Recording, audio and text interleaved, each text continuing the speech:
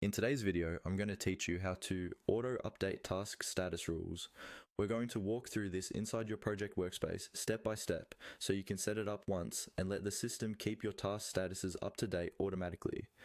This is especially useful if you have a lot of tasks moving through the same process and you want to cut down on manual updates. First, open the project where you want these rules to apply. At the top of your screen, next to the project name, you'll see an icon with 3 dots. This is usually called the More or Options menu. Click on those 3 dots. This menu is where you'll find all the key project level settings and configurations. From the drop-down that appears, click on Settings. This will take you to the main configuration area for your project. Give it a second to load if needed. Inside Settings, you'll see different sections for how your project behaves and how tasks flow from start to finish.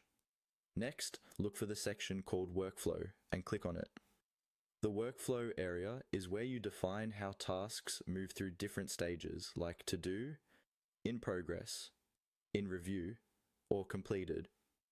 This is important because the automation rules you're about to set up will rely on this workflow structure. Once you're inside the workflow settings, find and click on Automation. Depending on your interface, this might appear as a tab, a button, or a subsection within the workflow. The automation area is where you can create rules that trigger changes automatically, such as updating a task status when certain conditions are met. Now, you'll want to select the status on the template that you want your automation rule to use. This usually means choosing which status or set of statuses the rule will affect. For example, you might choose a status like in progress or done, depending on what you want to happen automatically. Take a moment to pick the appropriate status that matches your workflow needs. Finally, follow the on-screen prompts. The system will guide you through configuring the rule conditions and actions.